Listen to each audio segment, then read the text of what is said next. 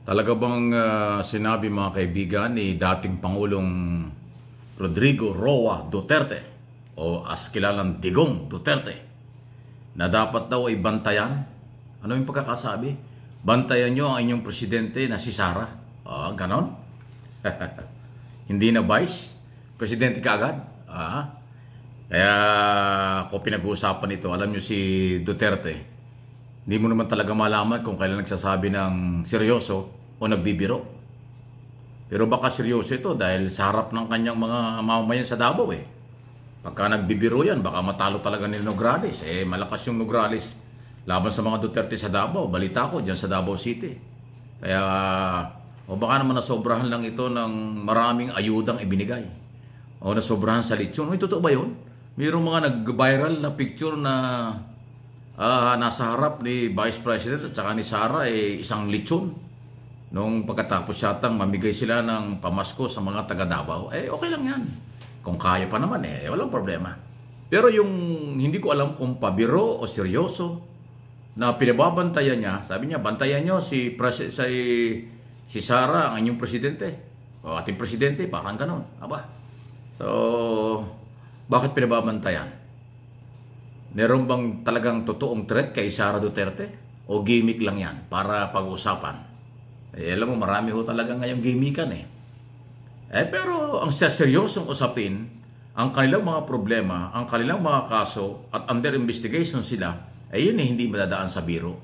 Yan ay pinag-uusapan at yan ay talagang gagawin. Napakabagal lang talaga nitong ating mga otoridad, lalo na yung Department of Justice at NBI. Tambak na sa kanila ang maraming kaso at reklamo, pero ewan ko kung bakit ganun kabagal silang gumawa ng mga recommendation at resolution. Ang DOJ naman prosecutor lang, hindi naman sila husgado. Kung dyan pa lang sa NBI at DOJ at Prosecutor's Office, tumatagal na kung ilang buwan ang mga kaso, di lalo na pagdating sa korte. Huwag nating kalimutan ang NBI investigador lang. Nagpapay lang kaso sa DOJ. Then ang DOJ naman, i-recommend at i-refer sa National Prosecutor Service. Then i-evaluate. Paulit-ulit yan evaluation. Ganyan talaga ang paghaharap po ng kaso Kaya nga yung lahat ng record ng Quadcom at recommendation, i-evaluate pa yun ng NBI. Pag na-recommend ng NBI, panibagong pagsusuri ang gagawin ng National Prosecutor's Office. Kung mabagal po ang galawan nila, doon pa lang matatagalan na. Wala pa yun sa husgado. Sa husgado, inaabot ng 10 taon o hanggang 15 taon ang paglilitis. Ganun po, lalo na kung korupsyon, talaga kung napakatagal ang paglilitis niyan.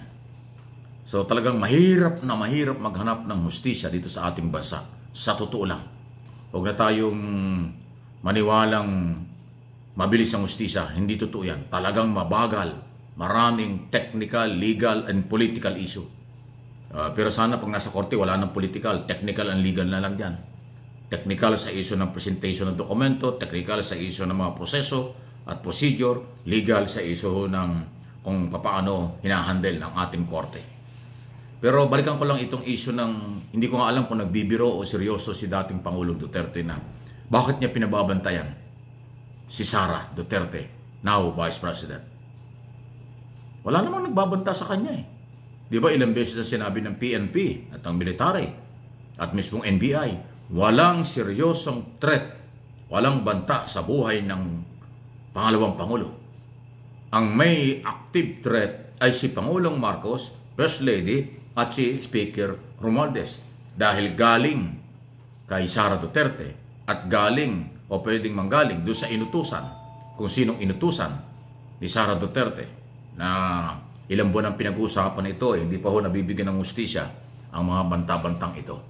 Pero ngayon, mas ang dating Pangulo ay nagsabi na mag-ingat o bantayan. Bakit? Anong meron? So di ko alam. Nasa inyo po. Malaya po kayo makapag-comment, react sa bagay na yan. At kung ano po ang inyong tingin dito. So, parang kung nyo mapapansin, ngayon lang talaga nabanggit ko na sa dating video. Ngayon lang ho talaga parang nag-uorganisa ng nakatutok ang mga ang mga Duterte sa Davao City. Kasi alam naman natin, mayroong problema doon. May matindi pong labang sa local politics. So, nagparamdam at nagiging malaking challenge sa mga Duterte ang pwersa ng mga Nograles sa posisyong mayor at congressman. Ang kalaban ay si Pulong at saka po ang dating Pangulo. Ay si dating Pangulong Duterte ayaw magpahinga, may edad na rin, inaakay na nga eh. Kaya kayo mapapansin sa mga video, ayaw ko na ipakita sa inyo dahil baka naman maka-insulto sa kanila. Kung yung mapapansin, di ba, no? Pag naglalakad siya, mayroon dalawang security sa kanya na sa likod na inaalalay siya, baka biglang umatras o tumumba. Yun po ay mga member ng Presidential Security Group.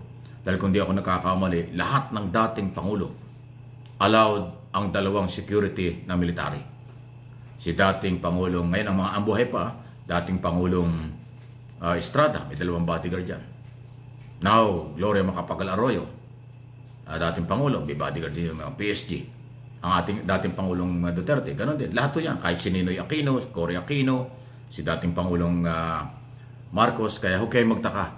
Kahit yung mga yan ay retirado na or wala na sa gobyerno o nasa gobyerno, may mga security yan na tayo ang nagpapasweldo.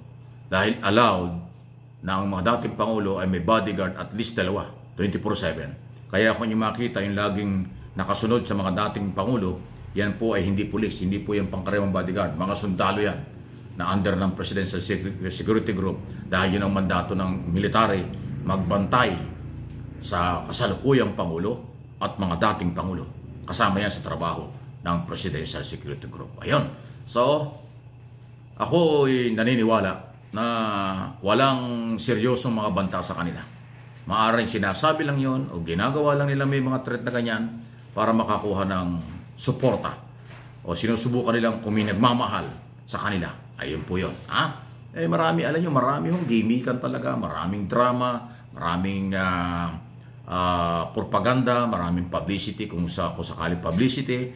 Marami rin pwedeng totoo ang kanilang sinasabi, marami rin pwedeng nagbibiro lang o kung ano man. Kasi yung karakter ng dating Pangulo palabiro, palamura, at minsan seryoso, pero madalas yung kanyang mga sinasabi ay nahahaluan ng pagbibiro. Kaya mahirap pang hawakan. Ang sinabi ngayon, bukas iba. Ang sasabihin bukas, makalawa, iba na naman. Lalo na ho pagka naging negatibo.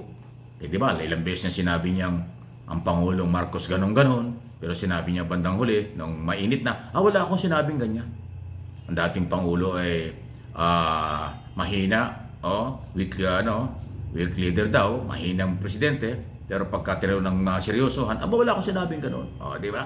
Yun ang mga parasot Anyway, so, kayo ba'y naniniwala? Meron ba talaga nagbabanta o threat sa buhay ng pangalawang Pangulo? Bakit para sila nagsiseryoso ngayon? O baka naman talagang paawa lang, drama lang? Please like and share ang ating mga video.